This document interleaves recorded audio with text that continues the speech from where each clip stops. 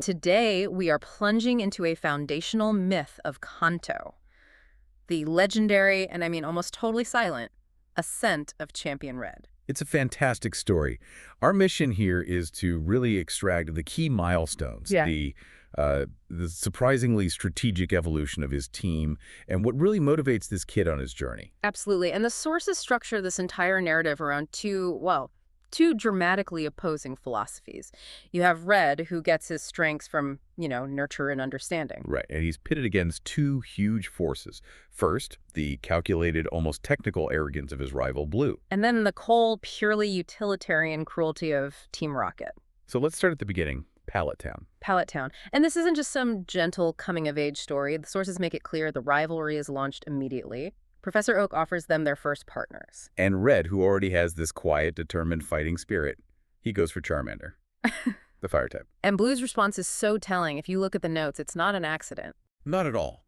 He chooses Squirtle specifically for the type advantage it gives him over Red. It's calculation versus spirit right from the jump. That one choice sets the competitive tone for the entire region-shaking narrative that follows. That early choice is key, for sure. But I think the first move Red makes on the road is maybe even more crucial for his long-term success. You're talking about Viridian Forest. Exactly. He captures that spirited Pikachu, and that little electric mouse isn't just a mascot, it's a critical strategic addition. It absolutely is. I mean, think about it. Charmander's going to struggle early on against rock types. Like Brock. Like Brock, exactly. So securing an electric type instantly diversifies his attack options and gives him speed. It's an early sign that Red is already thinking 2 steps ahead. And that strategy gets put to the test almost immediately in Pewter City. We hit the physical wall of Brock. And the sources really emphasize the struggle. Charmander against that rock-hard defense, against the sheer size of Onix. It is a painful learning experience for him. But the way he wins is so instructive. It's strategy over brute force. Yes. It teaches him right away that, clever maneuvering can beat a raw-type mismatch. Yeah. He's not a trainer who's just going to rely on the type charts. So as he's pushing east, he goes through the treacherous Mount Moon. And this is where we get this small, really intriguing piece of foreshadowing. The Helix fossil. The Helix fossil. The notes confirm he recovers it from some thieves. It seems like a minor detail at the time. It does, but it's a brilliant narrative device. That fossil is pointing towards a future teammate, a key strategic piece that's going to round out his squad right before the big challenge. The long game is always in focus. Always. So the pace really picks up after that. Cerulean City brings Misty and her fast, powerful water types. Which forces Red to rely on that early capture. On Pikachu. Pikachu secures the Cascade badge for him. Then it's south to Vermilion to face Altine Surge. And that battle is less about subtlety and more about a clash of, raw power. Pitting his Pikachu against Surge's much bigger Raichu for the Thunder badge. His first couple of team additions are already proving vital. Right after this, this streak of success, the narrative darkens dramatically. This is where Team Rocket really enters the picture. The sources introduce this shadowy criminal group led by Giovanni, and it's a huge tonal shift. It is, because this is the moment the moral stakes are truly defined. You have Red, who sees his Pokemon as friends, as equals. And Team Rocket, who sees them as cold tools for profit, for power. The battle for champion suddenly takes a back seat to this moral conflict over, the dignity of living creatures. And the sources use that tragedy in Lavender Town's Pokemon Tower to just crystallize this whole conflict. Oh, it's heartbreaking. The details are all there. Team Rocket murdered a Mother Marowak, leaving her Cubone an orphan. It's perhaps the most resonant moment in his early journey. His actions here, putting the spirit to rest, rescuing Mr. Fuji. It cements his status. He's not just a competent trainer anymore. He's the moral defender of the region.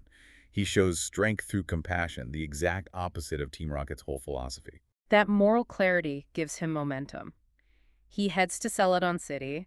He beats the grass-type gym leader Erica and her poisonous Vileplume. And then he follows the trail, deep beneath the game corner, right into the Rocket hideout. His first real infiltration.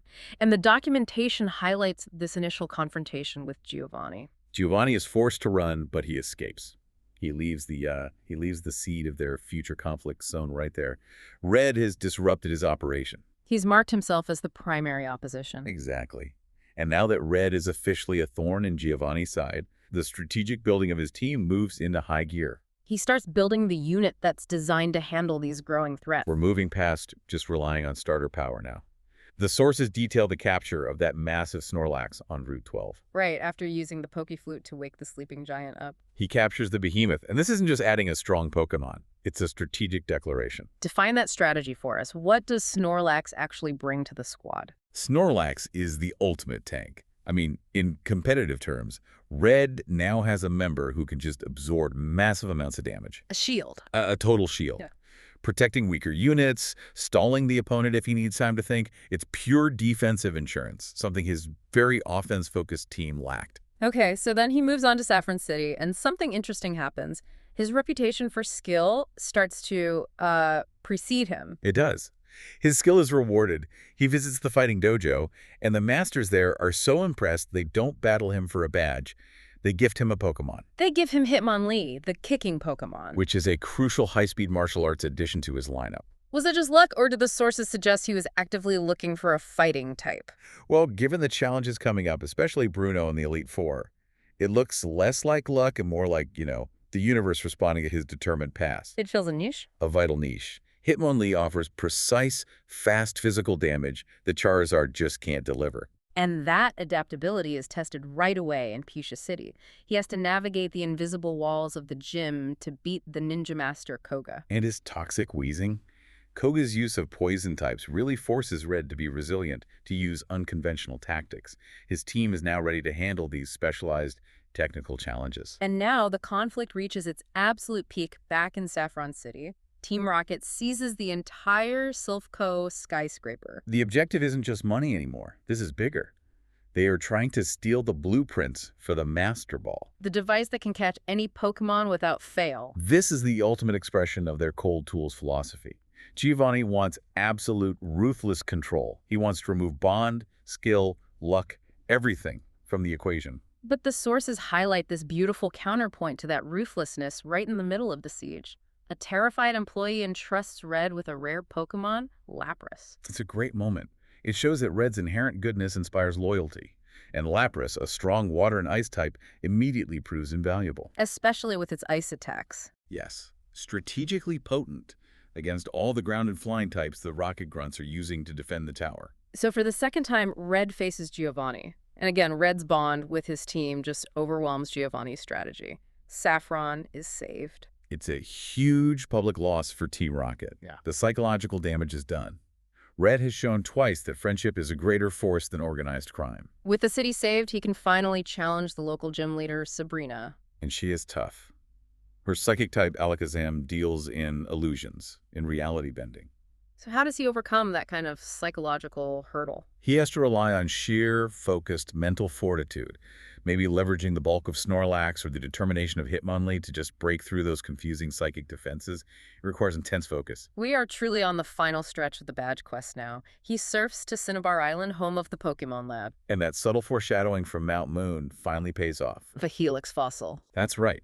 Scientists there restore it, gifting Red the ancient Amastar, a water and rock type that provides immense defensive utility and access to, well, ancient power moves. And with Omastar joining, the sources confirm the final powerhouse team is complete. Charizard, Pikachu, Snorlax, Hitmonlee, Lapras, and Omastar. It's a perfect blend. Offense, defense, speed, martial skill, ancient wisdom, and ice and water mastery. This team speaks volumes about his evolution as a strategist. He didn't just stick to the basics. He built a versatile unit that could beat any specialist thrown at him. And he immediately tests that team against the eccentric Blaine and his fiery Arcanine. Naturally, he uses the defensive power of his water-types Lapras and the new Omastar to extinguish the heat and get that 7th badge. But the truly resonant moment of the badge quest comes last. He returns to Viridian City for the final badge. And the sources reveal the massive twist. The gym leader is none other than Giovanni himself. No longer hiding as a crime boss, Yeah. testing Red in the ring. It's the final moral confrontation. Giovanni unleashes his ground-shaking Raiden, just terrifying raw force. Red defeats him. But the victory here is so much deeper than just a badge. The documentation gives us the perfect resolution. Giovanni, humbled by the strength of friendship he witnesses. He immediately disbands Team Rocket and just vanishes. Red is the moral victor. His philosophy holds the ultimate truth. With the criminals dismantled and all 8 badges, Red is free to ascend the Indigo Plateau. Let's not rush this section. The Elite Four are the ultimate strategic test. They absolutely are. It's a gauntlet of highly specialized trainers, forcing Red to think laterally. First up is Lorelei, the ice specialist. She requires melting through defensive layers. Red likely had to lean on Charizard's fire attacks and Hitmonlee's fighting-type strikes to crack her frozen defenses. Next is Bruno, the fighting-type master, with that monstrous four-armed Machamp. This is where strategic thinking is key. He could leverage Charizard's flight to neutralize ground-based moves or just try to outmaneuver the sheer physical might of Bruno's team. Then you face the terror of Agatha, the ghost specialist. Right. Normal types like Snorlax are useless here. The notes suggest Red showed no fear against her Gengar, probably using powerful elemental attacks from Charizard and Lapras to avoid getting crippled. And finally, the last hurdle before the champion. Lance, the Dragon Master. The ultimate clash against his ferocious Dragonite. This requires everything he's learned.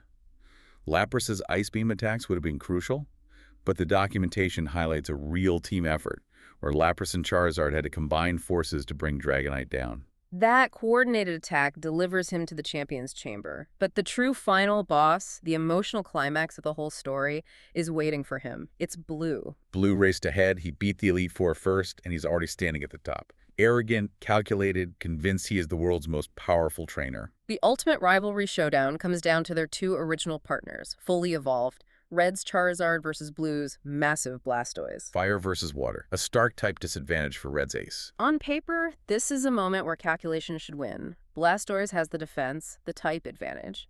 Yet Charizard's power, fueled by Red's trust and their deep bond, it just overwhelms the logical odds. Blastoise falls. And the champion is dethroned. And the central message, the thesis of this whole deep dive, is delivered right then. Professor Oak arrives. And he explains the true meaning of Blue's loss. Oak confirms it. Blue's failure wasn't a lack of skill or power, it's because he forgot the fundamental rule of mastery in this world. Treating his Pokémon with love and respect. Exactly.